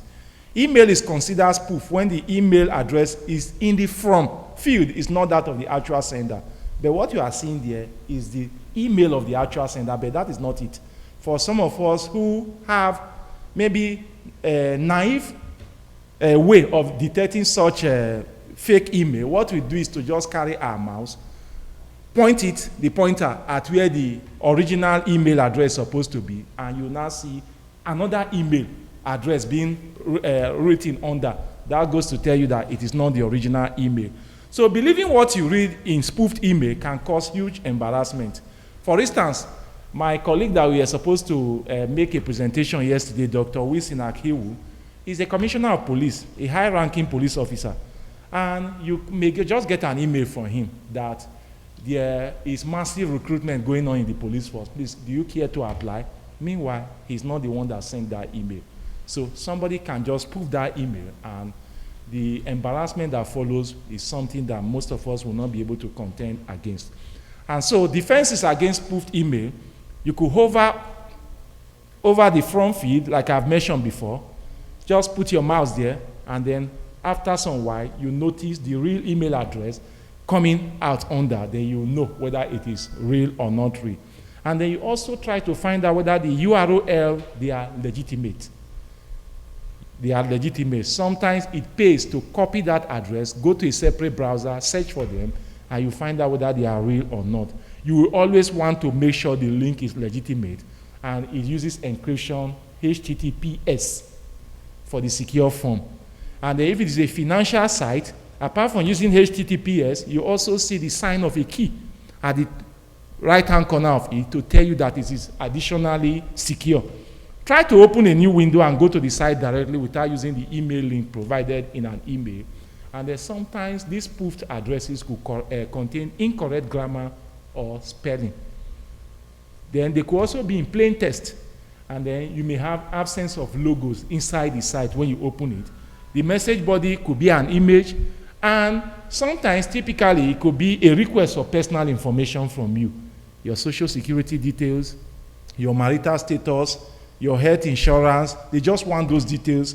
It could also contain suspicious attachment telling you that you have won a contract from the United Nations organization.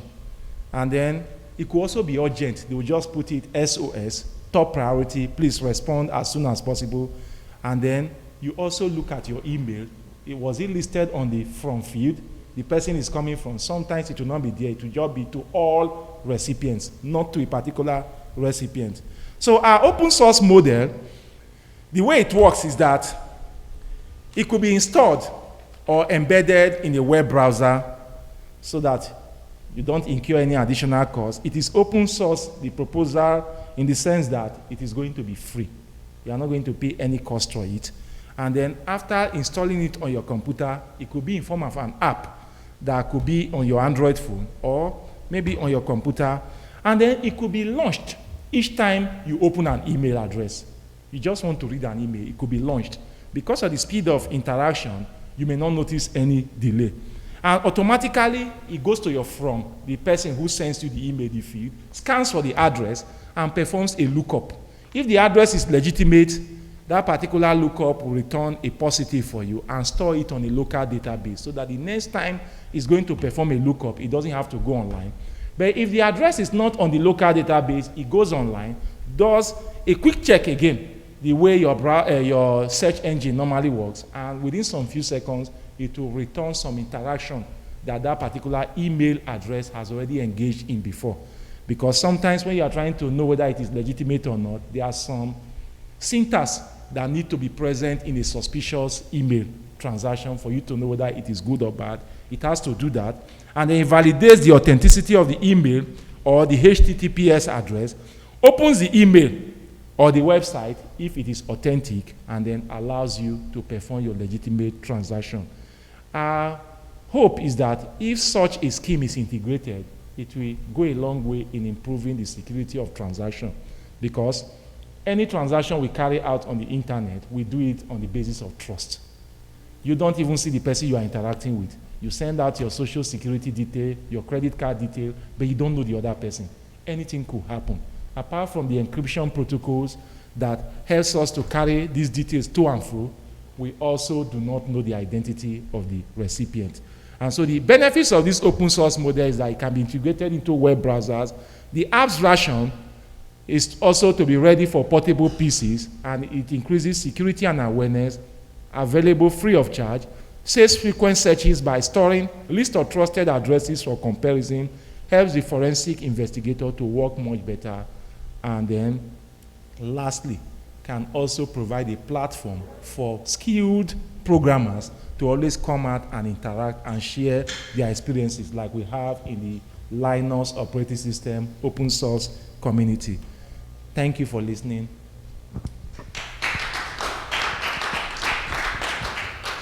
Okay, any questions?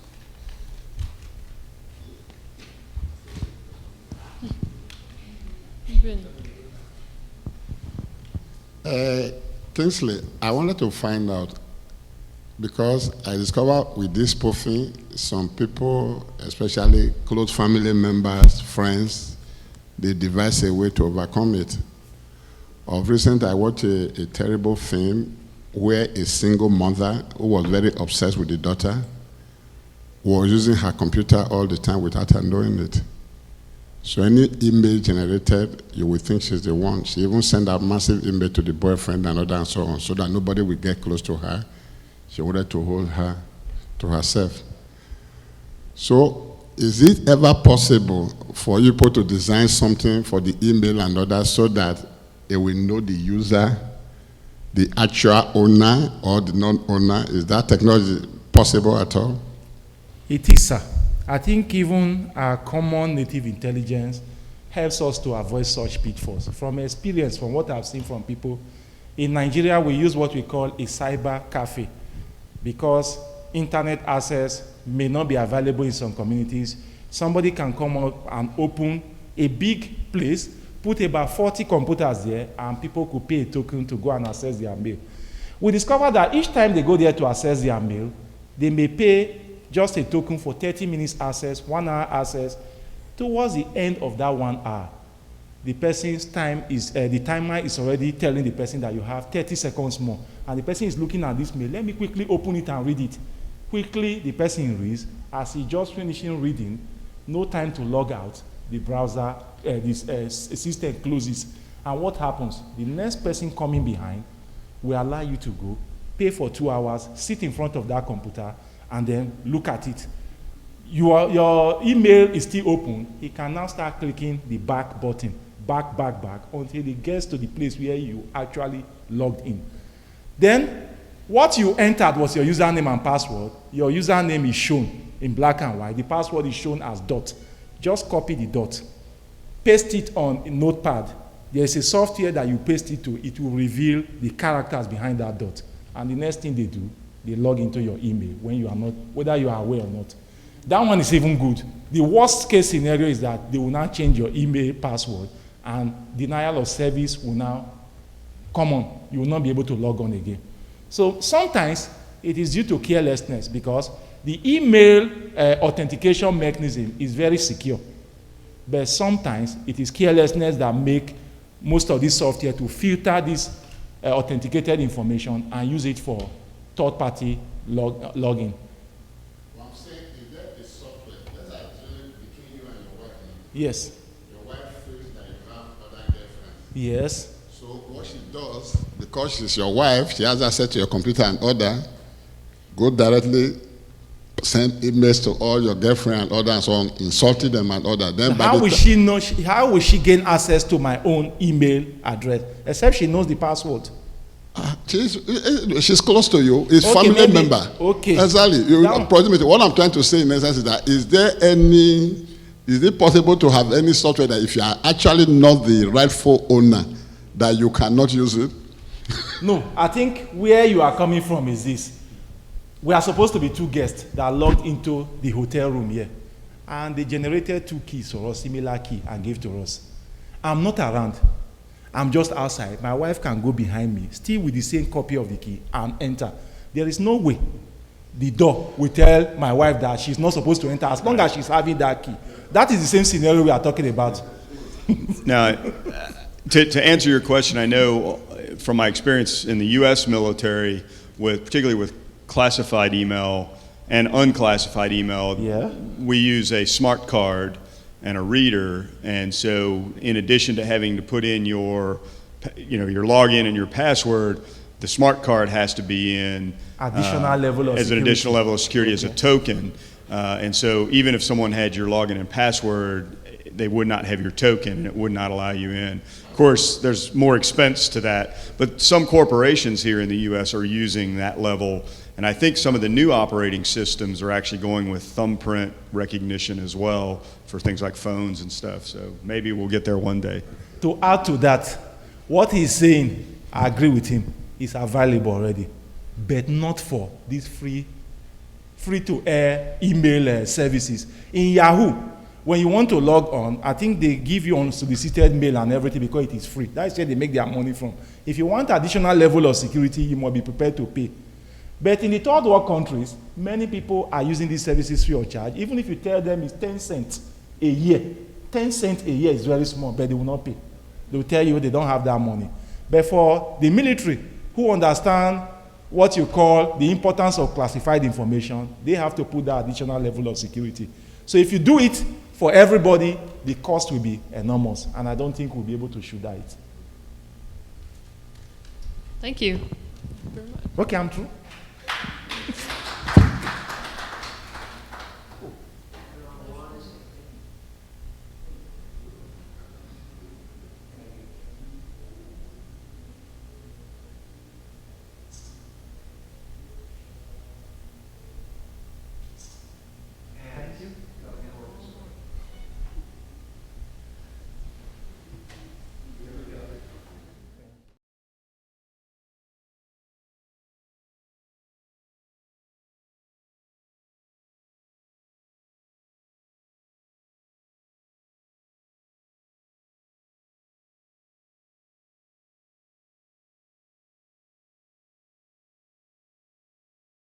One logistical point to make, Ms. Carson has lost her binder. If anyone has accidentally picked it up or has seen it, Eve Carson has her binder.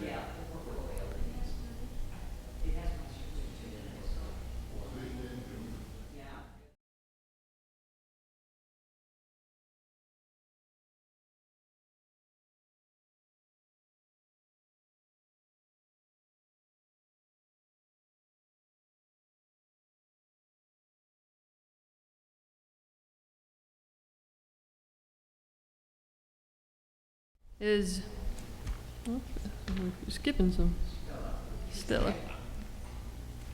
Miss Stella Chimeke, if I pronounced that correctly, and she will be talking about framework for the development of a scalable Android-based forensic investigation on mobile phones. Thank you, Stella. Thank you very much. My name is Stella Chimeke, a lecturer in University of Benin, Edo State, Nigeria. I'll be talking about the development of a scalable Android-based forensic investigation process on mobile device. The thought actually came out from a group sitting together to say, in Nigeria, we don't have any forensic investigation process. But going online, we have a lot of models that have been established. We have a lot of investigation process that have been established. And all these are geared towards different smartphones. But in Nigeria, we are still using the traditional method to investigate cybercrime. And this is the outline. I'm going to be talking about forensic, what is digital forensic, and then the digital forensic investigation process that is existing, and then the different smartphones and Android-based phone, and then we'll talk about the scalable Android-based forensic investigation process that is being proposed. The rapid growth of internet and associated technologies has made communication, learning, businesses, and social network easier in modern time. Yesterday, we learned about all the benefits and the benefits of our smartphone, what we can use our smartphone for. And so we have different types of smartphones that are developed by different manufacturers we have different models, and each of all these smartphones, they are run on different operating systems. But Android-based smartphones are run on the Android operating system. And so here I have the smartphone, which is just a mobile device that provides advanced computing. So everything a personal computer can do, the smartphone can also do that. These days, people trust their smartphone more than even their family or their friends, because with your smartphone can provide all the information that you need at a go. You want to get location of a particular place, the smartphone is there for you. There are some things that you can share with your smartphone that you will not even share with your friend, because you feel the smartphone will secure your information more than even your friend that is close to you. So the smartphone is more or less a computing device that is so powerful and has so much for us to use for our processing. And so I also gathered the mobile device statistics, the trends so far, between 2010 and 2015. And we have the projected sales of smartphone worldwide between 2010 and 2015. Like I said earlier, we have different smartphones with different operating systems. We have those ones that are the Symbian operating system, then our Apple phone with the i operating system, the Microsoft, the Android, and others. So between 2010 and 2015, you find out that the Android-based phone is leading in the market. So many Android-based phones are out there being used by people to perform their operations, their data processing operations. And then taking a look at the mobile device statistics and the trend, you also see that the users of Android-based phone are more. And this, of course, also have ignited crime. Like we were told yesterday about all the different cyber crimes that one can use the smartphone or the mobile devices for. At the same time, we also have the malware development also on the increase. You see the malware are software that are developed for purposely to have to be able to get out to those vulnerable users out there. And so with this, we also have cybercrime on the rise. Take a look at the figure between 2012 and 2014. We see that the total cybercrimes that have been reported so far moved from 626 in 2012, and in 2014 we have 1,223 cyber-related crime reported online. All these are statistics that are gotten online. And so our major concern is on the Android-based mobile phone. Android-based mobile phones, we say they are susceptible to hardware faults than other type of devices. The reason is that we have different versions of Android-based phone developed by different manufacturers, and then Android so far has 11,868 variations of operating systems that are available on its platform. And also, according to Symantec Internet Security Threat Report, Android alone was targeted with 3,262 different versions of malware in 2013. And so there is a need to really have a universally acceptable forensic investigation process that will be able to allow us to extract data for forensic purposes. So there have been many attempts to develop a process model, but so far, none have been universally accepted. The reason is that because they are all from different manufacturers, we have different features, we have different operating system, and so all the forensic investigation process that process algorithms that are out there are tailored towards a particular model. No one has been developed that can take care of all devices, irrespective of the model, irrespective of the features that they have, and so on. And so, the challenges that forensic investigators are facing is that the operating system changes due to frequent updates. Sometimes you have your smartphone, you are using your smartphone, and then regularly there is an update once you are on the internet. You didn't request for that update, but the phone itself just keep updating. Sometimes these updates are quarterly, they are done regularly, and so that gives the forensic investigators some challenges in terms of extracting data from those devices. Then we also have the proprietary hardware. For smartphones, you may need to have special data power cord and drivers for a particular device. One would expect if you want to, since they are all smartphone or Android-based smartphone, if I want to extract data from the smartphone, irrespective of the model, I should be able to use the same power cord or driver. But no, it becomes a challenge because some of those devices will not allow you to extract data from the database because of its secured nature. And then frequent hardware changes. The speed at which mobile devices are replaced is also alarming. You find out that once people see an advancement in the smartphone, they want to go for it. And so there is frequent hardware changes in the mobile devices. Then we'll talk about the digital forensic investigation process. Forensic investigation is a process that creates and tests hypotheses to answer questions about incidents that have happened. It has to do with, we want to know what caused the incident. Where did the incident occur? When did it occur? And who is responsible for that incident? And what evidence exists to apportion blame to whoever is responsible for that? And digital forensic is an emerging discipline. Some people say is voodoo science. But so far, we have few researches in digital forensic, and there is really no acceptable standard about the forensic investigation process.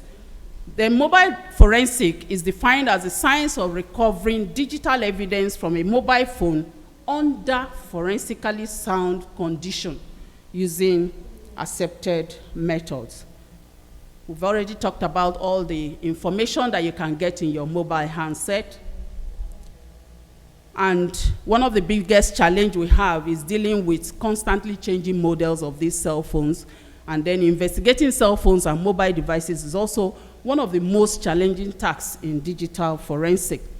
And the purpose for mobile device forensic is that, one, you want to extract complete and unaltered information from cell phone or smartphones. You want to analyze those extracted information and find evidences that could be used in the court of law. And then you want to prepare forensic reports that can be presented in the court of law, and at the same time you want to provide data that is authentic and can be trusted. There are two major extraction methods that one can use in extracting evidences from mobile phone or smartphone. We have the logical analysis and the physical analysis. The logical analysis is you can only extract few information. It is easy to perform and also easy to analyze, but the only problem there is that you can only extract few information. But for the physical analysis, all information can be extracted. It is hard to perform. Okay. Okay. Oh, sorry. Okay, it's the color. For the physical analysis, all information can be extracted, but it's hard to perform and very hard to analyze. Why? Because of the special hardwares that are needed. Like I said earlier on, you have different versions of this smartphone. And so for you to extract information, you expect that you need a special driver to be able to extract information from them. So the physical analysis is usually very, very difficult when it comes to smartphones. This is the forensic investigation process. It goes through the seizure. The first thing is that before an examination is taken, the digital device have to be seized. And once you seize it, the next thing is to acquire data from it by cloning or imaging the data. Then you analyze the data that is being collected from the image files, and then you report the evidence at the end of the extraction. Android-based mobile phone. The Android mobile phones are a group of phones from different manufacturers with the same operating system. Android is an open source operating system that is based on the Linux kernel operating system. It's a platform that has risen now to be the most popular among all the operating systems, as we saw the last time. And then we also said that Android, we were told yesterday about smartphones and Android-based phones being used for cyber crimes. And so this is the Android operating system architecture. We have the application is divided into 5 different application areas. The first is the application where all applications, our data, our contact phones, everything about our phones is. Then we have the application framework. That is the interface between the application and the libraries. We have the libraries and then the Android runtime, which is run on the Dalvik virtual machine. And of course, the Android operating system is based on the Linux kernel that have all the drivers and all the data power management section. Then this is a proposed scalable Android-based forensic investigation process. We said that it has become difficult for investigators to choose the proper forensic technique in investigating crime. And so the reason is because of the different models, the different manufacturers, different operating system platform. And so we thought by integrating a new platform to be able to use the already existing forensic investigation process, if you build a system, we should be able to bring out a scalable Android-based phone. And so we adopted the work of Alamin and Mustafa that has a 5-step stage in digital forensic investigation process. The identification, where the device to be investigated is identified, data is acquired, data is recovered, and then forensic analysis is performed, and finally the presentation of the evidence. And so with the digital forensic step of Alamin and Mustafa, we now created the scalable Android-based investigation system. And what we did is, users, when you are developing a system, one important component is to have the user's factor, to inbuild the user factor in your software development, because the important thing is that a user wants to use a smartphone or an Android-based phone that is secure, and so you must also factor in the need of the user. So we created the user-centric framework and then the Python programming framework. The reason why we decided the Python programming framework is that all others are built on Linux operating system. So we thought the Python programming environment is easy to use. Anybody can develop Python script to be able to extract information from recycle bin or from lost images. And so the reason why we propose the user-centric framework is that we know that users are important component in forensic investigation process. And so we must be able to factor their needs, their wants, and their limitations to be able to bring out a system that they can trust and be able to be part of the design. And then the Python environment, we said Python has built-in capabilities that directly relates to digital investigation. And so to move away from the norm of the Linux-based system, we can also use the Python platform, which of course will be compatible with other environments. So you can run your script on your favorite platform, irrespective of whichever model or Android phone you are using. And so the existing digital forensic tools that we have, we know they are complex, they are expensive, and they come with steep learning curve. But with Python, it is easy to learn. The environment is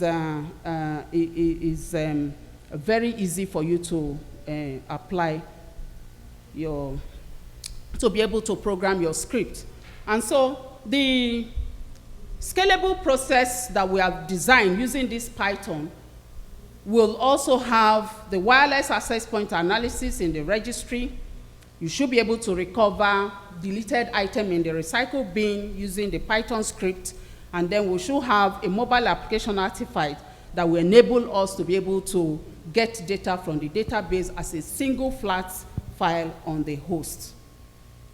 In conclusion, there is an increase in the need for mobile forensic because of the prevalence of mobile devices, which have become a huge source of electronic evidence in cyber investigation all over the world.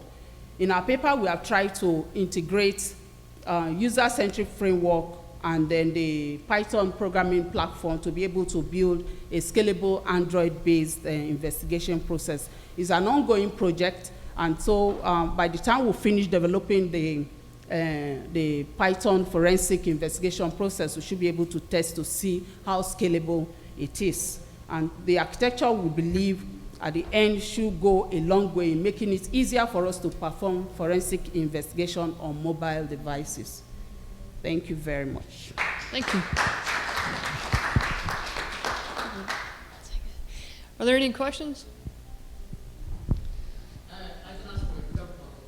Well, they have to, he has to record it. Yeah. Can you tell me that the lock of the mobile phone can also be opened by Python method? Come again? Lock of a phone can also be opened by Python program. The local phone that we have, Yeah. not the smartphone. Oh, the lock. Okay, the lock. Right, if you had a passcode, would that be Yes. able to bypass that security feature? Yes, with the Python. Yes. Can you open it with a Python? Yes. Okay, a phone that is already locked, whether the Python script will be able to unlock it. Yeah. Yes, like I said, it's a framework that we are developing. We are still in the programming stage. And so all those things will be verified to see if a phone that is already locked with the Python script we can unlock. We do not know yet because they are still building the script. It's an ongoing project.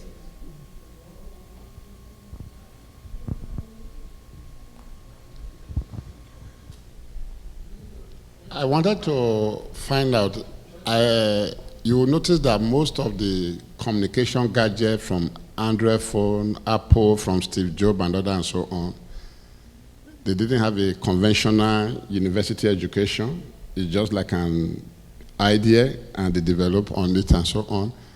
How far do you think we can actually work with outsiders to make sure we get a better result? Because a whole load of people outside the university framework are doing a wonderful job. If somebody like Steve Jobs was in the university, I don't know what title you're going to give such a person.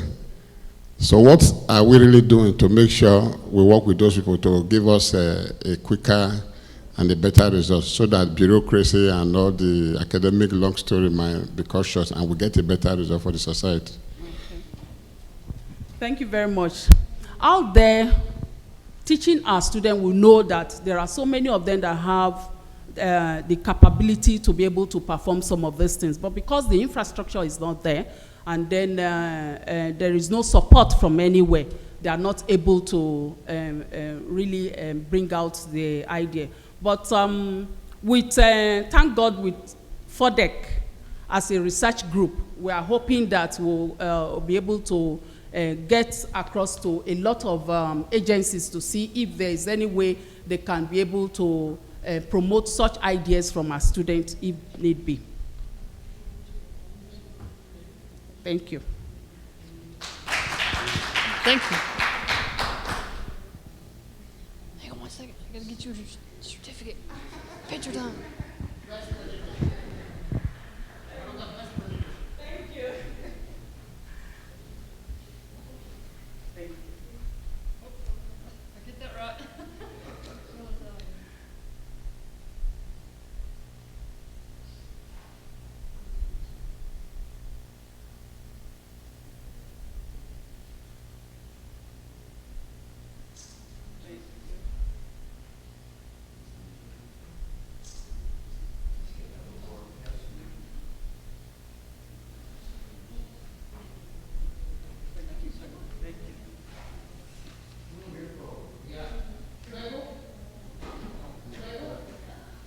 Certificate.